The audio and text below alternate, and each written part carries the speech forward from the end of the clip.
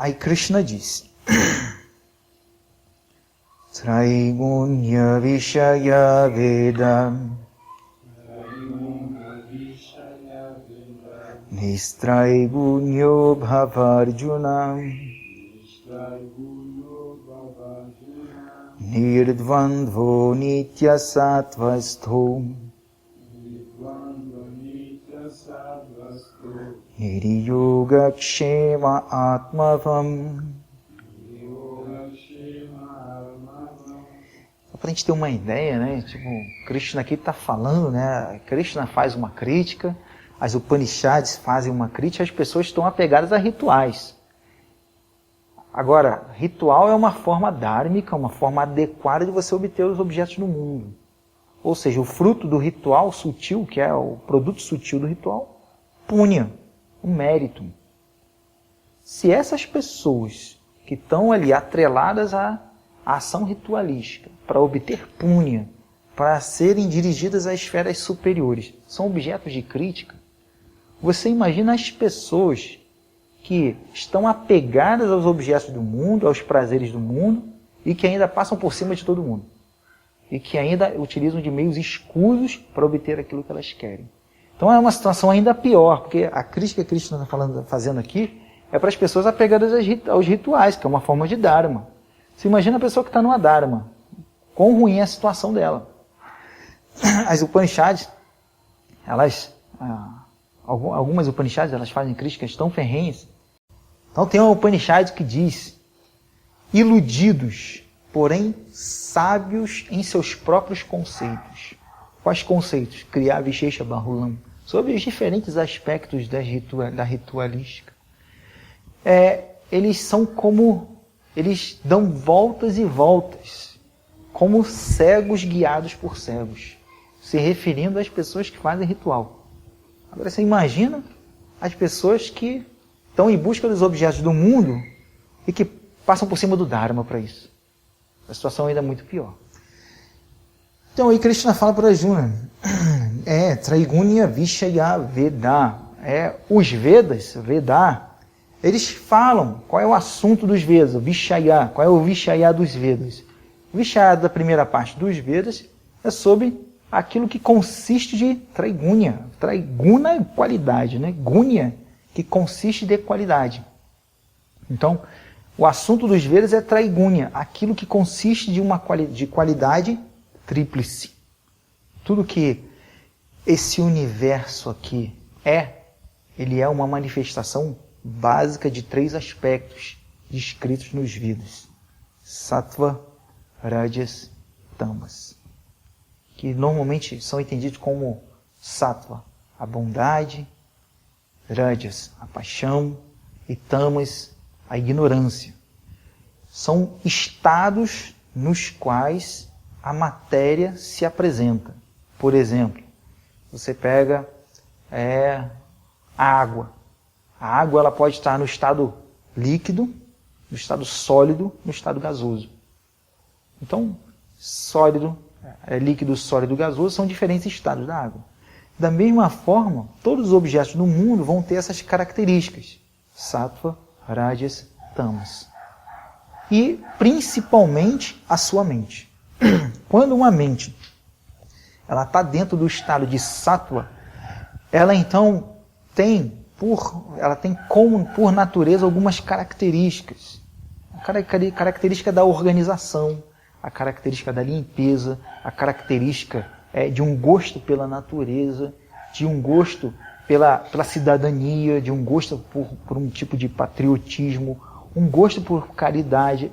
É uma pessoa que é um bom cidadão no mundo, ele é um bom pai de família, ele tem uma mente ali que é mais vinculada ao Dharma, à harmonia. Ela tem uma mente mais equilibrada. E essa mente, por influência desse modo, vai desejar coisas que são compatíveis com essas características. Quem tem uma mente em Sattva vai desejar pintar a casa de branco. Quem tem uma mente em Rajas vai pintar a casa de vermelho. Então, ele vai deixar a casa suja mesmo. Não precisa nem pintar. Deixa do jeito que está. Que é muito cansado, dá É muito cansaço pintar a casa. Deixa do jeito que está. Não estava assim, deixa assim. Não está quebrado, então não mexe. O Tamas pensa assim. Então, a mente ela vai ser regida por esses 3 modos. Todos os objetos no mundo são regidos por os 3 modos. Todos os objetos no mundo vão se expressar através desses 3 modos. Sattva, Rajas e Tamas. A minha mente faz parte do universo. A minha mente se expressa na forma de Sattva, Rajas e Tamas. Então, conforme a sua expressão de natureza básica, eu vou desejar alguma coisa. Meu estilo de vida vai ser determinado. A minha forma de agir vai ser determinada. Os meus gostos, minhas aversões também vão ser influenciados por esses modos. Uma pessoa que tem Rajas, ela é uma pessoa que tem uma busca pelas coisas do mundo. É uma pessoa que deseja, uma pessoa que é agitada por natureza. É uma pessoa que fala muito rápido, é uma pessoa que não tem paciência. Você está explicando, então é isso, isso, isso. Não, fala rápido, fala rápido. Ela acha que tudo na vida é tão rápido quanto fazer um miojo. Então, você tem 5 minutos para explicar o assunto de Vedanta. Como assim? Não tem como explicar em 5 minutos o assunto de Vedanta. Precisa de 4 anos, precisa de muito tempo. Não, então não me interessa, porque para mim tem que ser tudo na hora, tudo rápido assim, porque o tempo não para, o tempo é dinheiro. A mentira é disso. E a mente em Tamas, a mente fala assim, quanto tempo mesmo você vai levar para explicar o assunto de Vedanta? 5? Muito tempo. Não, estou cansado. Deixa, amanhã você explica. Deixa isso para lá.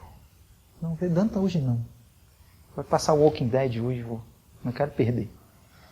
Aí senta no sofá e fica, só com um controle assim na mão, aí fala, meu Deus, podia inventar um controle que não tivesse que apertar, né? Assim, Tamas.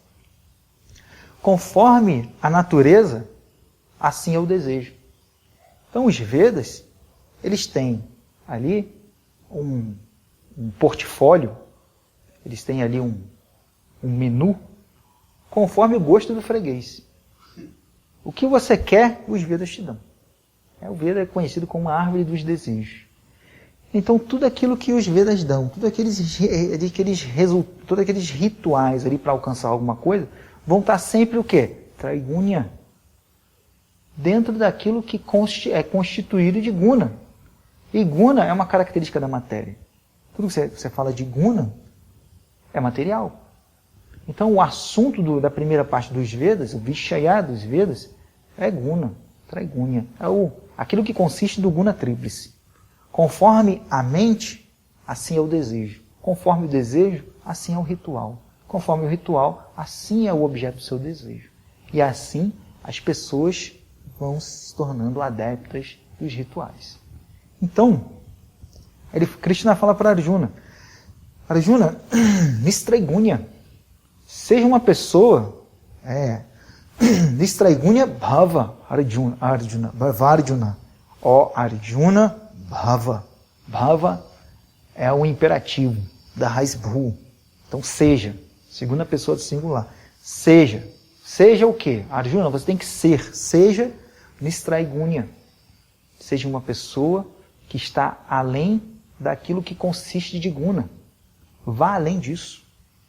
Vá além daquilo que os Vedas falam. Vá além desse sentido que os Vedas dão. Vá além do desejo que essas pessoas têm. Vá além do que você está buscando aqui nessa guerra. Vá muito além. E quando o Krishna fala para Arjuna, Nistraigunyo Bhavarjuna, ele está falando para a gente também. Então quando a gente faz as coisas lá no mundo, lá fora, quando a gente faz a coisa dentro da família, quando a gente faz as coisas dentro do trabalho, a gente tem que ser Nistraigunya. Está além daquilo que consiste de guna. Está além dos meus impulsos mentais que me podem me aprisionar. Está além do meu gosto e da minha aversão. O meu gosto e a minha aversão não podem condicionar, não podem ditar a minha forma de agir com o mundo. O que tem que ser a minha referência maior não é o que eu quero, que considero para mim como prazer, mas sim aquilo que é o necessário. Porque se eu não faço o necessário, é justamente o prazer que eu estou buscando que eu vou perder depois. Então, tendo essa mentalidade, Arjuna, seja uma pessoa que está além desses gunas. Vá além, se situe naquele assunto que eu falei para você, há versos atrás, chamado Atman, que é o verdadeiro eu. Nirdvandva. Seja uma pessoa Dvandva. Dvandva quer dizer mais de dois. Dvandva é uma palavra para dualidade. Quando a gente olha para o universo, o que a gente vê? Começo, fim, preto, branco, tristeza, alegria, inveja, admiração, amor, ódio. Então são pares de contraste. O universo ele é uma harmonia de pares de contraste. Então, esses pares de contraste, eles vão passar pela minha vida. Isso é inevitável. Enquanto eu, dentro de um corpo, enquanto derrim, enquanto corporificado, nesse mundo, o meu corpo, pertencente ao universo, vai sofrer a dualidade. Agora, a minha compreensão de que o eu não faz parte da dualidade, que o eu não faz parte da mutabilidade do universo, me faz com que eu me situe além da dualidade. A dualidade ocorre no meu corpo. Você pode ver, eu nasci. Então, esse corpo nasceu. Então, ele está destinado a morrer. Esse corpo nasceu, ele está se desenvolvendo, ele vai atingir um ápice e depois ele vai começar a declinar. Ele vai se desenvolver, vem a juventude, vem a meia-idade, depois vem a velhice. Então, esse corpo, ele é suscetível à dualidade, ele é objeto da dualidade, ele é a expressão dos gunas. A minha mente também é uma expressão dos gunas. Então, a eles é inerente essa mutabilidade, esses ciclos. Agora, internamente, dentro da minha compreensão, a forma como eu encaro essa dualidade, essa ciclicidade, ela me posiciona com uma mente acima disso. Quando o corpo envelhece, eu não digo, eu envelheço, eu envelheci, eu estou velho. Eu vou ter a compreensão interna de dizer, meu corpo está chegando ao seu fim. Quando, na minha mente, existe um desejo muito forte por alguma coisa, internamente eu consigo dar uma distância entre mim e a mente. Eu não digo, dentro da minha compreensão eu não digo, eu desejo, eu quero. Eu vou dizer, eu vou compreender, eu vou perceber, a minha mente quer. Quando eu dou essa distância, significa que eu tenho uma desidentificação com o não eu. Quando eu objetifico a mente como diferente de mim, quando eu objetifico o corpo como diferente de mim, eu então passo a me situar na minha natureza real, que é não dual, que é além de começo e fim. Então, internamente, no meu discernimento, na minha percepção, eu estou acima de mundo. Eu estou acima da dualidade. Então, quando o Krishna fala para Arjuna aqui, Nirdvandva, quer dizer isso. Fique situado no eu. Porque é unicamente situado no eu que você está acima da dualidade. Porque o eu é não dual. E o corpo é dual. Se o seu eu está no corpo, você está dentro da dualidade. O corpo sofre, você sofre. O corpo adoece, você adoece. Então, o corpo, a mutabilidade do corpo, as características do corpo são aspectos da sua identidade. Isso te aprisiona, isso te deixa à mercê da dualidade. Nirdvandva é justamente o contrário. Aí Krishna fala para Arjuna, Nitya Sattva Stho, Nitya Sattva Stha. Seja aquela pessoa que é permanecida em Sattva sempre. Tem duas situações para essa expressão. Nitya Sattva Stha. Se a gente for ler Vishwanatha Chakravarti, no seu comentário, ele vai falar assim, como é que Krishna vai falar para Arjuna lá em cima, Nistraigunya, seja além dos gunas, que é Sattva, Rajas e Tamas, Nitya Sattva Stha. Se situa em Sattva. Se Sattva é parte de guna. Então não pode ser. Então essa é a visão de Vishwanatha. Então Vishwanatha diz, Nitya Sattva Stha, se situe em Sattva constantemente, na verdade se situe dentro de um ambiente mental que tem o eu como referência, tem o Atma como referência, tem a natureza do mundo como referência e haja dentro desse mundo. Já outros acharyas vão falar uma outra coisa, que uma não anula a outra, uma complementa a outra. Que sattva também quer dizer um estado mental. E aí você fala, nitya sattva está, se situe no modo de sattva. Isso quer dizer o seguinte, que quando sattva ele predomina na sua mente, a sua mente tem uma capacidade de foco, tem uma capacidade de reflexão. Você imagina um campo. Imagina um campo de cultivo. Esse campo de cultivo é a sua mente. Quando você quer plantar a semente é o Vedanta, é o conhecimento. Você quer plantar aquela semente, para aquela semente germinar, se desenvolver e dar frutos. Que o ápice de uma planta é quando ela cresce e dá frutos. O ápice da planta é o fruto. Então, quando a gente está estudando aqui, qual é o ápice? O que é que a gente está buscando? É a realização, é a compreensão clara. Numa mente que é tamas, regida por tamas, se ela fosse um campo de cultivo, você plantaria a semente, mas ela nem chegaria a germinar. Porque não tem força. É um solo que não tem a característica apropriada para fornecer tudo que é necessário para aquela semente desabrochar, para aquela semente se fazer planta. Se você planta essa semente num campo de rajas, essa semente ela vai germinar, ela vai crescer um pouquinho, mas muito sem força, minguada. Se você planta essa semente num campo de sattva, numa mente regida por sattva, ela então vai germinar, ela vai crescer, ela vai desenvolver frutos e ela vai se reproduzir. Então, dependendo do modo da natureza que seja predominante na sua mente, você vai ter facilidade para algumas atividades e para outras não. Para o conhecimento espiritual, é necessário que você tenha uma certa organização na mente, que você tenha uma capacidade de focar, que você já tenha um livramento da suscetibilidade da limitação dos pares de contraste, da dualidade.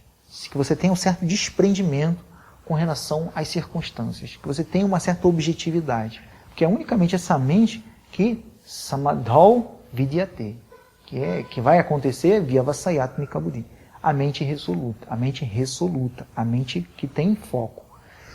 Então, Arjuna, seja uma pessoa nitya sattva está, cuja mente tem as características apropriadas para focar nisso que eu estou falando para você. Para que eu estou falando para você aqui, não se perca no vento, não se desfaça em esquecimento. Então, Niryoga Kshema. Niryoga Kshema. Essa palavra yoga todo mundo conhece. Só que quando essa palavra yoga está vinculada a uma outra palavra, que é kshema, ela quer dizer uma outra coisa. Então, yoga kshema. A palavra yoga aqui nesse sentido, dentro desse contexto, ela quer dizer aquisições. Tudo aquilo que você quer estar unido a. Pessoas que você quer estar unido a, objetos que você quer estar unido a. E coisas que você quer obter. Então, yoga aqui nesse sentido é tudo aquilo que eu quero, que eu ainda não tenho, mas que eu estou querendo e que eu estou indo atrás. E kshema vem da raiz ksha, que é a mesma que faz o kshatra. Kshatra quer dizer o quê? Aquele que protege, aquele que mantém. Kshema quer dizer o quê? Uma retenção, uma manutenção daquilo que você já tem. Então, yoga kshema, yoga é aquilo que eu não tenho, mas estou atrás de ter. E kshema é aquilo que eu tenho e estou lutando para manter. Então, muitas pessoas no mundo, elas têm a mente delas, grande parte do esforço mental, da capacidade intelectual delas, voltadas para obter aquilo que elas não têm e para manter aquilo que elas já têm. Você imagina que é como se você estivesse tentando falar com um equilibrista de prato. Todo mundo já vê equilibrista de prato no circo. O cara vai, aquelas varetas gigantes lá, o cara pega um prato e bota para rodar. E dá ali pressão na vareta e bota para rodar. Aí tá, ele consegue muito bem administrar um prato rodando e conversar com você. Só que aí ele começa a colocar outro prato, outro prato, outro prato, outro prato. E a pessoa, da mesma forma que um equilibrista de pratos, ela coloca tantas metas materiais, tantas metas que o tempo corrói, que ela fica igual a esse equilibrista. Porque o equilibrista ele coloca um determinado número de pratos que quando ele deu a pressão no último, o impulso para o último rodar, ele já tem que voltar correndo para o primeiro. E depois que ele vai dar a pressão no primeiro, o que ele faz? Ele vai no segundo, ele vai no terceiro, ele vai no quarto, e ele vai chega no último. Quando ele chega no último, já está na hora de voltar para o primeiro. Como que uma pessoa dessa vai ter foco para uma outra coisa? Então as pessoas hoje, elas são como equilibristas de pratos. Elas ocupam a inteligência, a mente, o corpo, o tempo, com coisas que o próprio tempo leva. O próprio tempo traz, o próprio tempo leva. Então essas são pessoas que estão preocupadas, elas estão vinculadas a Yoga Kshema. O que eu quero, o que eu quero obter e o que eu faço para manter. Arjuna, seja uma pessoa Niryoga Kshema, que está livre da necessidade de obter e de manter. Porque todas as coisas na nossa vida têm um tempo para vir e se manter, e elas também têm um tempo para ir embora. Então não fique querendo reter aquilo que por natureza vai. Você vai se frustrar. Vai ser um forte candidato a perder a paz. Porque a paz não está vinculada a esses objetos, a felicidade não está vinculada aos objetos. Então, seja uma pessoa livre da necessidade de manter e obter. Niryoga Kshema. E também, Bhava. O Bhava lá em cima quer dizer seja, está vinculado a todas as palavras embaixo. Seja uma pessoa que Atmavam, Atmavat. Vat quer dizer que possui, ou quer como alguma coisa. Então Atmavam é aquele que tem Atman. Como que vai ter Atman se o Atman sou eu? O Atman não é objeto de posse. Então eu não posso ter Atman, porque eu sou o Atman. Se eu tenho Atman, então o eu é um outro eu que tem esse Atman. Então, qual é o sentido? A palavra Atman, nesse verso, a palavra Atman, na verdade, ela tem vários significados. Muitas palavras em sânscrito são polissêmicas, elas podem dizer tem várias acepções.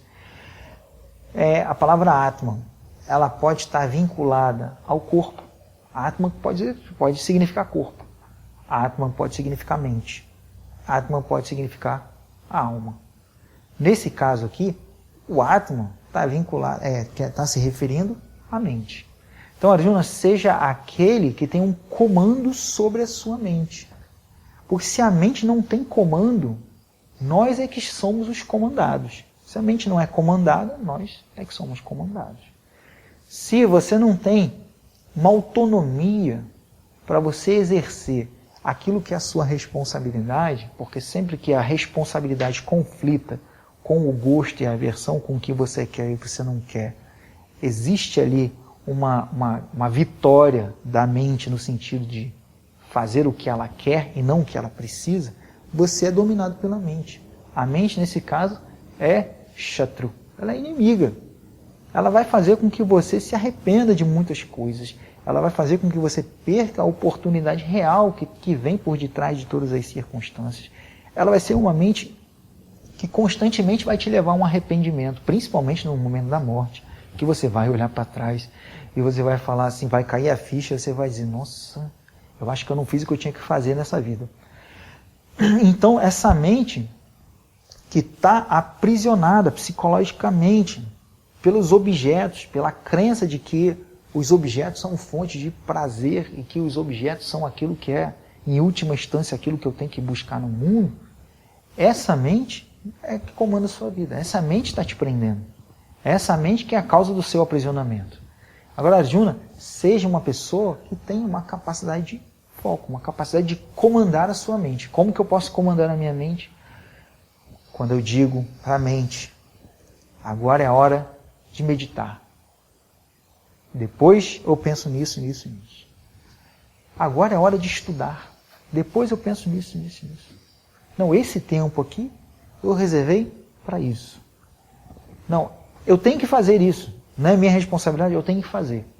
Então, a mente, ela começa a fazer, mesmo que ela não queira, porque você aponta para ela um ganho maior, um valor maior. O segredo do controle da mente não é colocar a mente no enforcador. Não faz isso.